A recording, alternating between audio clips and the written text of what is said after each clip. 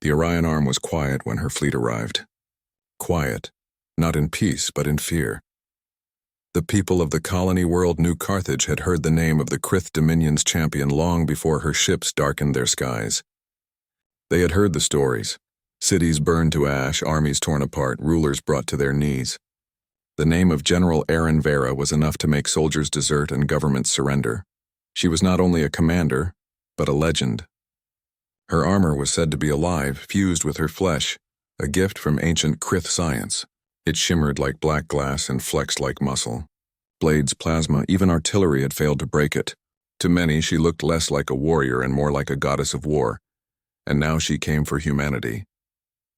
The Krith had watched the humans spread too quickly across the stars. Small, fragile and young as a species, yet restless and stubborn. They were not the strongest, nor the smartest, nor the most advanced. But wherever they went, they multiplied and built, refusing to be erased. For the Krith Dominion, it was unacceptable. New Carthage was to be made an example. When her flagship descended into orbit, the colony's governor prepared to surrender. But the humans had one man who refused. Commander Elias Kane stood in the colony's command bunker as the alarms wailed. He was not a famous name, not a legend, not even particularly special among his kind. He had fought in border skirmishes, lost comrades, and carried the weight of too many dead on his shoulders. He was human, ordinary in every measurable way, but he did not bend. "The Dominion wants fear," Kane said to the governor and officers around him. His voice was rough, worn from years of shouting over gunfire. "If we surrender without a fight, they'll keep taking. They'll keep coming. Someone has to say no." The governor shook his head. "We cannot win against her. You know who leads their army. Erin Vera herself. She cannot be beaten." Kane's jaw tightened. He knew the stories as well as anyone. He knew the truth in them. But surrender was worse than death. "If she is flesh and blood," Kane said, "she can bleed. If she can bleed, she can fall." The words silenced the room. They were not logical. They were not backed by evidence. They were simply human defiance made into sound. And somehow it gave courage to those who heard it. When Erin Vera walked onto the battlefield, silence followed her. She stood tall in her living armor, black plates that moved like liquid but struck like stone. Her eyes glowed faintly from the symbiotic link with the armor's core. To her, the field was already decided. This would not be a battle, but a message. "Bring me your champion," she called across the plain where human soldiers stood in their ragged lines. Her voice carried through the amplifiers of her suit, echoing like thunder. "Bring me the one who dares claim you can resist the Dominion." The human soldiers shifted uneasily. None wished to step forward. None believed they could stand against her, but Elias Kane did. He walked from the line, armor dented and patched, helmet tucked under one arm. His weapon was not advanced. An alloy blade forged for close combat, a weapon centuries out of date compared to the plasma rifles of the Dominion. Erin tilted her head as he approached. Her face was visible, uncovered, for she never feared. "You are their leader?" she asked, almost amused. "I am," Kane replied. His voice was steady. "You think to fight me?" "I don't think," Kane said. He drew his blade. "I will." A ripple of laughter went through the Krith soldiers watching from behind their general. To them it was absurd. A human with primitive steel, standing against a warrior who had never been defeated. Erin's lips curved in something between a smile and pity. "One strike will end you." "Then let's see," Kane said. The duel began. She moved first, faster than any human eye could track, her black-armored fist sweeping like a hammer. Kane barely ducked aside, the shockwave from her blow cracking the ground where he had stood.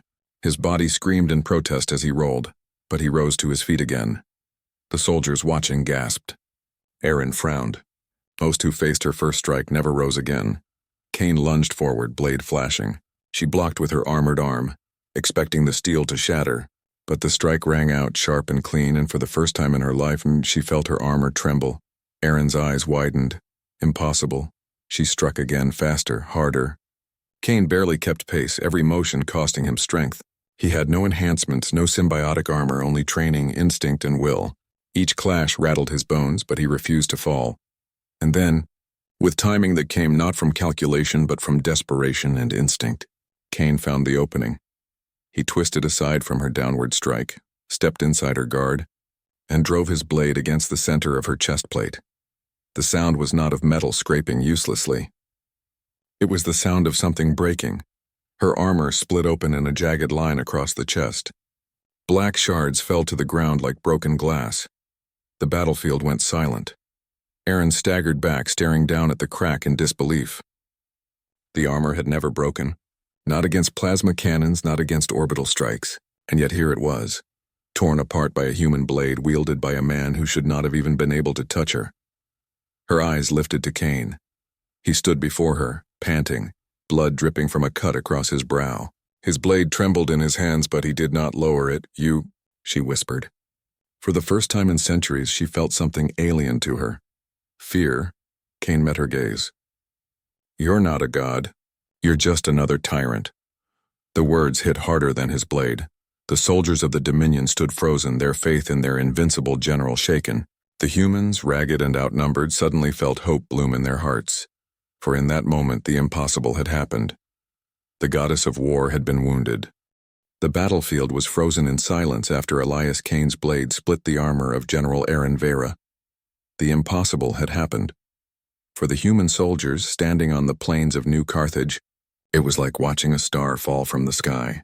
Their enemy, their nightmare, their symbol of domination, had been hurt by one of their own. For the soldiers of the Krith Dominion, it was worse than a wound. It was blasphemy. Their warlord was untouchable. She was the Dominion's iron fist. She was not supposed to bleed, and yet she did. Aaron stepped back, her hand brushing the crack across her chest plate. The living armor pulsed weakly under her palm, trying to heal itself, but the wound remained. The symbiote hissed like a wounded beast. She had never felt it fail before. Her eyes lifted to the human. He was panting, blood on his forehead, hands trembling as he held his blade steady. He looked exhausted, mortal, fragile. But he was still standing. "You," she said softly, more to herself than to him. Kane answered, his voice low but steady. "I told you. You can bleed. You can fall." Something inside her twisted. She had heard countless challenges before, but none had shaken her like this. The confidence of a man who should have been dead, yet refused to accept the order of things. The Dominion soldiers shifted uneasily behind her. They wanted her to finish it, end the duel, restore the myth. But Aaron hesitated, and that hesitation spread like poison. She could crush him. She should crush him. One strike, two at most, and his body would fall broken at her feet. She had done it 1,000 times before, but the crack in her armor was not only physical, it was a wound in her certainty. The man had shown her that defeat was possible. And once the mind knows defeat is possible, it never forgets. Kane adjusted his grip on his blade. He felt the weight of every watching eye. His soldiers, her soldiers, and the civilians hiding in the bunkers beyond the battlefield. He was not just fighting for himself. He was fighting to show humanity something they had forgotten. Hope. His legs ached. His lungs burned. He had no illusions about his chances. Aaron Vera was still faster, stronger, deadlier than he could ever be. But he had already done the impossible. That was enough. "Come on then," Kane said, raising his blade. "One more strike." The words echoed across the plain. Aaron's eyes narrowed. Her pride demanded she finish him. Her mind, however, whispered doubt. How had he broken her armor? Was it luck? Was it skill? Was it something else? Her soldiers waited for her command, but she gave none. Instead, she advanced again, her movements sharp, calculated. She would test him. She would see if his strike had been a fluke. Kane braced himself. The second clash was faster. Her blows came like lightning, one after another. Kane blocked, parried, and dodged by the edge of instinct. Each strike rattled his bones. Each miss left a hair's width between survival and death. She was holding back, he realized. Not because she pitied him, but because she was studying him. "Why do you resist?" Aaron asked between strikes, her voice like steel. "Your kind is young, weak. You cannot stand against the Dominion." Kane gritted his teeth. "Because if we stop fighting, then we're already dead." He swung low, forcing her back. The blade scraped across her armor again, leaving a shallow mark. Her eyes widened slightly. He was not as fast, not as strong, but his strikes carried weight in a way she could not ignore. To the soldiers watching, the duel became something more than combat. It became a symbol. Every parry, every dodge, every spark from clashing steel was a story told across the battlefield. The story of one fragile human standing against the impossible. For the humans, it was courage reborn. For the Krith, it was doubt taking root. Erin's strikes grew heavier. She wanted to crush his spirit, to end this spectacle before it damaged more than her pride. But the more she pressed, the more Cain endured. He bled, he staggered, yet he always rose. "You don't understand," she said, her voice harder now. "I was born for this. I have never been defeated." Cain blocked another blow, his arms screaming with pain. "That's the problem," he spat. "You've only fought the weak. You don't know what it's like to lose. To fight with nothing left. To fight because if you stop, everyone behind you dies." His blade struck again, and though it did not break her armor this time, the sound echoed louder than it should have. A reminder. A warning. The duel could have gone on forever, but Erin realized the danger was not the man's sword. It was his words. His defiance. His existence. The humans behind him stood taller now. The fear that had chained them was gone. They saw in Cain not a hopeless soldier, but a champion who had already done the impossible. And if he could do it, then maybe they could too. That terrified her more than his blade. With a growl, Erin leapt back, ending the exchange. Her soldiers looked at her in confusion. Why stop? Why not finish him? But she raised a hand, silencing them. The crack in her armor still pulsed. Her pride burned. Her certainty wavered. "This is not over," she said, her voice carrying across the field. Her tone was strong, but the edge of it betrayed her. Cain lowered his blade slightly, breathing hard. "No," he said. "It's just beginning." The duel ended there, but the war changed forever. In the days that followed, rumors spread faster than light. The Dominion's champion had been wounded by a human. The unbeatable warlord had been matched. For many species, it was only a story, a whisper, but for humanity, it was a spark. Soldiers who had prepared to surrender now picked up their weapons again. Colonies that had felt abandoned now rallied to defend themselves, and for Erin Vera, the wound remained. Not the crack in her armor, though that too refused to heal, but the crack in her certainty. Every time she looked at her reflection, she saw not the perfect, invincible warlord she had always believed herself to be, but a warrior who had been struck, wounded, and exposed.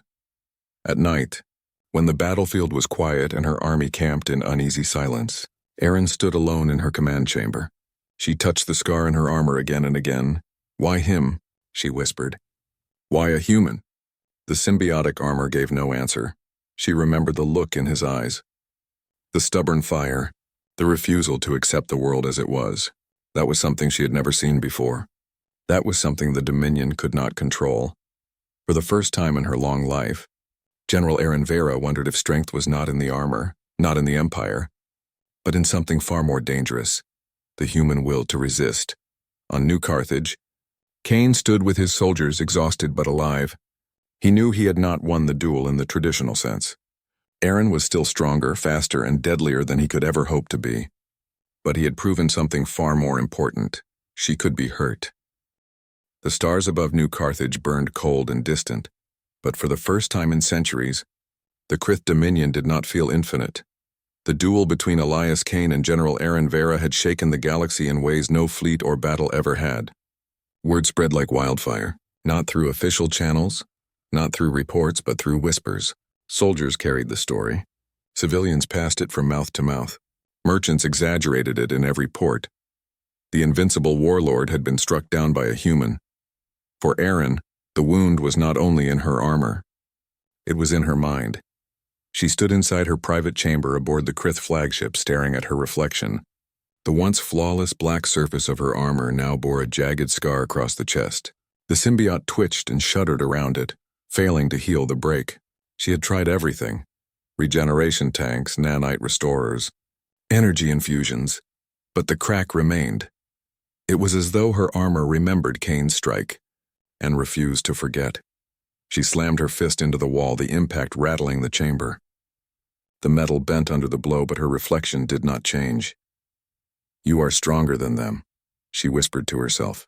"You are the Dominion's blade." But the words felt empty. Outside, her soldiers whispered too. They did not say it to her face, but she could hear it in the silence when she entered, in the way their eyes lingered on the scar, in the hesitation when they saluted. The Dominion had built its power on fear, Fear of her, fear of her armor, fear of her perfection. Now that perfection was broken, even the Krith High Council demanded answers. A message arrived, cold and formal. Restore your legend, General. The Dominion cannot afford weakness. Crush the humans. Erase the shame. But Erin hesitated. She had always obeyed without question. She had always believed in the Dominion's strength, in her role as its unbreakable champion. But Kane's words haunted her. You've only fought the weak. You don't know what it's like to lose. You're not a god. The more she replayed them, the more they cut deeper than his blade. Meanwhile, on New Carthage, humanity was changing. Before the duel, surrender had been the only plan. Now resistance spread like fire. Soldiers who had once cowered at the thought of Krith fleets now stood straighter, their eyes brighter. Civilians carried supplies to the front lines. Children sang songs of Kane's strike, and across the colonies, people whispered one word over and over again: hope. Kane himself became something he had never wanted, a symbol. He sat in the barracks, repairing his battered blade by hand, when young soldiers approached him, one after another. Sir, is it true? You broke her armor? Sir, how did you do it? Sir, can you teach us? Kane looked at their eager faces, at the faith shining in their eyes. He wanted to tell them the truth, that he was no hero, that it had been instinct, desperation, maybe even luck. But he couldn't take their hope away. It wasn't strength, he finally told them. It was choice. She thought I would give up. I didn't. They nodded, repeating the words to each other, turning them into a mantra. Choice. Not strength. But for Erin, those words became a torment. She replayed the duel in her mind every night. His movements, his timing, his eyes. He had been weaker, slower, less armed. By all logic, he should have died in the first exchange. Yet he had survived. Not just survived, struck her down. Why? What made him different? The Dominion had bred her for victory. She was the product of centuries of science, training, and symbiotic perfection. She was the pinnacle of war. And yet this human, raw, fragile, unmodified, had done what no other could. Was it possible the Dominion had been wrong? That strength was not in perfection but in something else.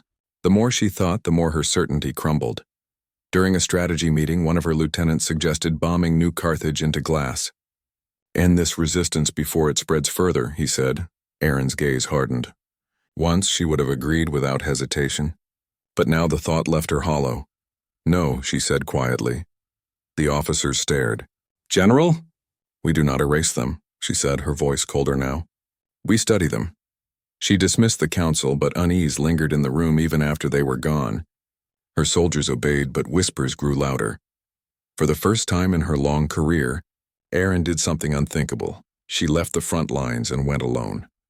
Under the cover of night, she landed on the surface of New Carthage, far from her own troops. She moved like a shadow through the ruins of a burned city, searching. She found Kane in the ruins of an old cathedral, its roof shattered, its windows broken. He sat alone, sharpening his blade by firelight. When she stepped into the glow, he reached for his weapon.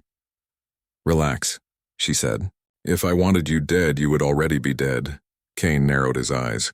Funny, that's what I thought too. Until I cut through your armor. The words stung, but she did not rise to the bait. Instead, she asked, How? Kane blinked. How what? How did you break me? He laughed bitterly. You think I know? I'm no scientist, no tactician. I didn't have a plan, I just didn't stop. That's impossible, Erin snapped. You should not have been able to, but I did. Kane's eyes locked on hers. And that's the point. You think strength is in the armor, in the empire, in the power you were given, but strength is in choice. The word hit her again. Choice. She had never chosen anything. The Dominion had chosen her path, her armor, her victories. She had been their weapon, their tool. And in her heart she realized Kane was right. She had never fought for herself.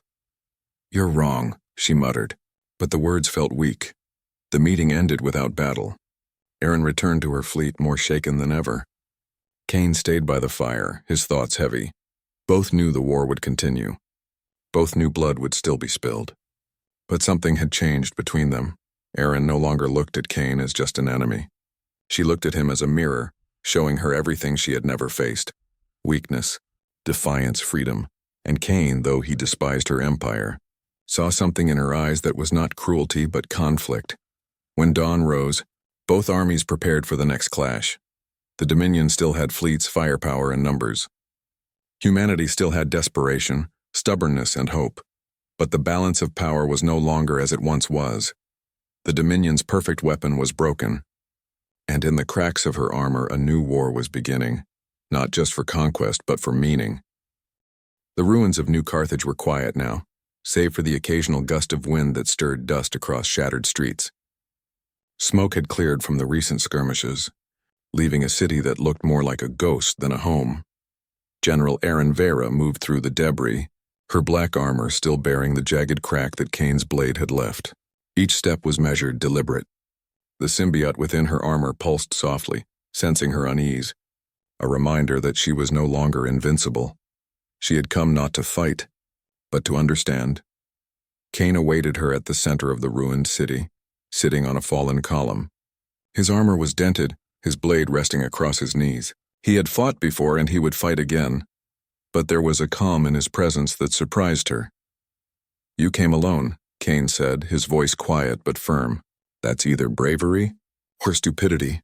Erin's eyes narrowed, but she did not move. "Neither. I came because I need answers." "You want to know how a human could hurt the greatest warrior of the Dominion?" Cain asked, his tone sharp with a hint of humor. "I don't know if I can explain that." "Then explain why you resist," Erin demanded. "Why you fight knowing you are weaker, knowing my armies can destroy yours and ours." Cain's gaze lifted to the horizon. "Because if we don't fight, we lose everything. And even if we lose, we fight because giving up is worse than death." "You wouldn't understand that." Erin's lips tightened. "Try me." Cain looked at her for a long moment, his dark eyes searching her face. "You think strength comes from what you wear, what you control, the empire behind you. But real strength comes from choosing to keep going when everything is against you, from refusing to accept the world as it is, even when it seems impossible to change it." Erin's hand brushed the jagged crack in her armor. "So a single human, armed with nothing but defiance, can strike a god and make her doubt herself?" Cain shrugged. "I didn't strike a god. I struck a soldier. You were never a god. You were a weapon, forged to fight, to win, to obey." "I just reminded you that weapons can break." Her eyes flicked to the remnants of her army's banners scattered across the city. Her soldiers had always obeyed without question. They had feared her, respected her, followed her orders as if her will was law. But Cain's words echoed in her mind. Fear is not respect. Obedience is not loyalty. Strength is not dominance. She swallowed hard. You are dangerous," she said quietly. "And you're scared," Cain said. "Because you've never faced someone who won't submit, someone who won't obey, someone who refuses to be broken." Erin's heart pounded. She had fought countless battles, destroyed hundreds of worlds, yet this human unsettled her more than any army, any weapon, any tactic. He was not stronger. He was not faster. But he refused to yield. He refused to be conquered. She sank onto a nearby stone, her black armor gleaming darkly in the morning light. "All my life, I have followed orders, followed the Dominion's will. I've never chosen for myself. My victories were not mine." Cain leaned forward, resting his elbows on his knees. "And now you have a choice. You can continue as you have, blind and untested, or you can face something different. You can fight for yourself, not for an empire that sees you as a tool." Erin's gaze dropped to the scar in her chest plate. The symbiote pulsed weakly, a reminder that the armor itself could no longer protect her fully. She realized that Cain was right. Her armor had always been her shield, her identity, her pride, but it was also her prison. In breaking it, he had forced her to confront her own weakness. "Choice," she whispered. "Yes," Cain said. "Choice. You can keep being the unbeatable warlord, or you can choose to fight because it matters, not because someone tells you it must." For the first time, Erin considered a path she had never known. Could she abandon the Dominion? Could she fight alongside those she had been sent to destroy? Her mind raced, but one thought was clear. Cain had shown her something the Dominion never could. Humans were fragile, yes, young, weak, inexperienced, but their strength came from their will, their defiance, their refusal to accept defeat no matter the cost. Erin rose slowly. She looked at Cain with a mixture of fear, respect, and curiosity. And if I do this, if I choose, what happens to me? You fight, Kane said simply. And you learn. And you may die. But at least you are free to make the choice yourself. The weight of his words sank in. For centuries she had been a weapon without freedom, a soldier without a soul. Kane had stripped away her certainty, and in its place a new possibility emerged. She could fight for herself. She could defy the Dominion. She could become something more than a tool. I don't know if I can trust you, she admitted. You don't have to, Kane replied. Just don't fight because someone tells you to. Fight because you choose to. A silence stretched between them. The ruins around them, once a symbol of destruction, now seemed like a place of potential. For the first time, Erin saw humans not as weak creatures to be conquered, but as beings with courage she had never understood. Their defiance was terrifying and inspiring. You've changed everything, she said quietly, and you can choose to change too, Kane said. Her gaze lingered on him. For the first time, she realized that the cracks in her armor were not just physical. They were a reflection of her own soul, broken but capable of growth. She could remain a weapon or she could become something else, something stronger. The conversation stretched into hours, though it felt like minutes. Words, questions, and confessions flowed freely. Kane spoke of humanity's stubbornness, its flaws, its creativity. He spoke of hope and defiance, of choices made against impossible odds. Erin listened, absorbing everything, feeling the walls around her mind crumble. Finally, she stood. I need time, she said. I cannot undo centuries of obedience overnight. You don't have to, Kane said. But the choice is yours. Don't wait for someone else to make it. Erin nodded, her black armor gleaming in the rising sun, scarred but no longer invincible. She knew the Dominion would demand loyalty, obedience, and unquestioning compliance. But for the first time, she understood something they had never taught her. True strength came from within. From choice, from defiance, from the will to fight even when the odds were impossible. I will think on it, she said. Kane gave a small nod. Then we'll see where that thinking takes you. She turned, moving back toward her fleet. Her soldiers watched her approach, uncertain, confused. She had not given orders. She had not struck down Kane. Yet there was something different in her stance, in her aura. A spark of unpredictability, a hint of something beyond fear. As she boarded her ship, Erin felt something she had never felt before. Freedom. Not complete freedom, not yet, but the beginning of it. Kane had shattered more than her armor. He had shattered the certainty that had ruled her life for centuries, and now, for the first time, she was ready to consider a new path. The war was not over. Battles would still be fought. Lives would still be lost. But one thing had changed forever. The unbreakable warlord was no longer unbreakable. The Krith Dominion fleet hovered over New Carthage like a black storm blotting out the stars. Hundreds of ships, each armed with weapons capable of erasing cities in a single strike, formed a crescent around the planet. The colony world was small, fragile, and defenseless, and by any standard doomed, and yet, humans did not cower. Elias Kane stood at the forefront of the human defenses, surveying the battlefield with sharp eyes. Soldiers moved into position behind him, their ragged uniforms and patched armor contrasting starkly with the gleaming Krith vessels above. Despite their obvious inferiority, there was no fear in their stance. There was only determination, stubbornness, and hope, the very traits that had allowed them to survive where logic said they should have perished. He knew one truth above all: the Krith believed themselves unbeatable. They did not understand the human heart, and that would be their downfall. Far above, aboard her flagship, General Erin Vera watched the humans through a viewport. Her black armor, scarred from Kane's strike, glimmered in the reflection of the stars. She had spent days thinking, questioning, analyzing every choice she had ever made. For the first time, she realized that the power the Dominion valued most, obedience, fear, discipline, was not true strength.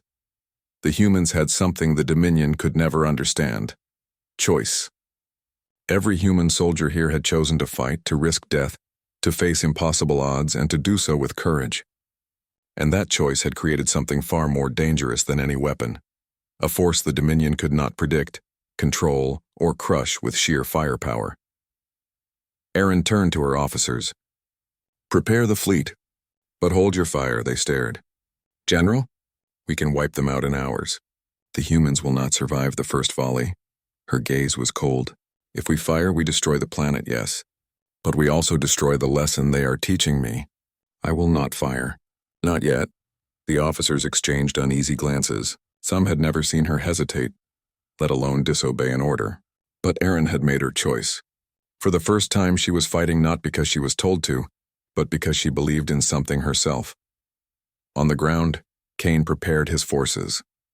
Humans had scavenged what weapons they could, using ancient railguns, flamethrowers, and improvised explosives. Every defensive line was imperfect, but every soldier stood ready. Their eyes turned to the sky as the Krith fleet shifted into position. "This is it," Kane said, addressing his troops. "They think we will break. They think we are weak. But we have something they cannot understand. We have will. We have choice. And today that will be our weapon." The soldiers nodded, gripping their weapons tightly. Some were scared, yes, but fear was now fuel, not a chain. And then from the sky, Erin descended. She landed in the center of the human lines, her black armor gleaming despite the scars, the crack across her chest plate obvious to all. The humans froze, unsure whether to fight or flee, but Kane stepped forward, raising his hand in calm recognition. Erin spoke, her voice carrying over the field. "Humans," every head turned. The Krith officers behind her tensed, confused, even furious. "I have seen your strength," she continued. "Not the strength of numbers or weapons or armor. I have seen the strength of your hearts, your will, and your choices. You fight not because you must, but because you believe, and that is something the Dominion cannot defeat." The humans stared, stunned. Some lowered their weapons, uncertain if this was a trap. Kane met her gaze. "You stand with us?" She nodded. "I fight with you against the Dominion." A cheer rose from the humans. Even the soldiers who had feared her now felt a surge of hope. The warlord who had once been their enemy was now an ally, and with her fighting alongside them, the impossible suddenly seemed possible. The Krith fleet reacted immediately. Ships opened fire, plasma beams cutting across the sky, tearing buildings apart and sending clouds of debris into the air. Humans ducked, scrambled, and fired back, but their weapons were nearly useless against the fleet. But Erin moved like a storm. Her armor deflected beams, absorbed explosions, and struck back at Krith landing crafts with a ferocity that no human could match. She fought not for conquest but for freedom. Every move, every strike carried her choice, her defiance, and her recognition of what Kane had shown her. She became the shield humans had never had, the sword humans had never wielded. She was their equalizer. Kane led charges through the devastated city, rallying soldiers to strike at Krith dropships and supply lines. Humans fought not just with weapons but with ingenuity, collapsing ruins to crush enemy troops, using narrow streets to trap armored units, setting fires to force enemies into exposed positions. Every move, every choice amplified their strengths. Erin watched, coordinating strikes from above, striking down Krith officers who tried to enforce order. The Dominion soldiers were disciplined, trained, and deadly, but their certainty was broken. Their legend, their warlord, was now their enemy, and uncertainty spread like wildfire. Hours passed in chaos, fire, and smoke. The humans suffered casualties, of course, but they never faltered. Every loss was met with renewed determination. Kane moved through the battlefield like a force of nature, never allowing his soldiers to feel hopeless. And with Erin at his side, they had a chance to strike back at the heart of the Dominion. Finally, the fleet above began to falter. Erin had drawn fire, destroyed command ships, and led the humans to critical targets. The Dominion officers realized too late that the humans were not just surviving, they were winning. The element the Krith had never accounted for, the human will, the human choice, was unstoppable when combined with strategy, courage, and now, their former enemy. The final confrontation came on the planet's surface. Kane faced the Dominion's general in a tactical command center, with Erin guarding the entrance. The two leaders exchanged words, their voices carrying over the field of battle. "You dare defy the Dominion?" the general shouted, fury in every tone. "I fight because I choose to," Kane said, his voice unwavering. "Humans fight because they choose to, and she fights with us because she chooses to." Erin stepped forward, placing a hand on Kane's shoulder. "It ends today. Not because I follow orders, but because I refuse to be a weapon for anyone else. Today, I fight for freedom." The Dominion commander realized the truth too late. Their weapon had been turned against them. Their legend had fallen, and their empire faced defiance like never before. The battle raged for hours, but eventually the Dominion's forces retreated. Ships withdrew, officers surrendered, and the once feared Krith fleet scattered into the stars. Humans had survived, humans had fought, and humans had won, not because they were stronger, but because they were unstoppable in their refusal to yield. Cain stood amid the ruins, exhausted but alive. His soldiers cheered, some crying, others laughing, all of them proud. Erin knelt beside him, her black armor battered, scarred, but still imposing. "You were right," she admitted. "Strength is not in perfection, not in numbers, not in armor. Strength is in choice, in will, in defiance. Humanity. You have shown me that." Cain smiled, wiping blood from his brow. "And you've shown me something too. Even the greatest can learn. Even the unbreakable can choose to change." They looked across the battlefield at the ruined city and the weary survivors. For centuries, the Krith had ruled through fear. For centuries, humans had been thought weak, incapable, fragile, but today, humanity had proven something no empire, no legend, no weapon could ever take away. The human spirit, once ignited, could never be crushed, and Erin Vera, the warlord who had once been the Dominion's greatest weapon, now stood with them, a symbol that even the mightiest could learn, could grow, and could fight for something greater than themselves. As night fell over New Carthage, the survivors tended to the wounded, rebuilt what they could, and celebrated the impossible victory. Cain and Erin stood atop a hill overlooking the city. "You changed everything," Cain said softly. "And you changed me," Erin replied. "For the first time I understand what it means to fight, to truly live." Together they watched the stars, no longer symbols of domination but of freedom, hope, and the choices that made humans extraordinary. The Dominion would return one day, as all empires do, but they would never forget what they had seen. And humanity would be ready, because strength was not in armor. Strength was not in weapons. Strength was in the unyielding will to choose, to resist, and to fight, no matter the odds.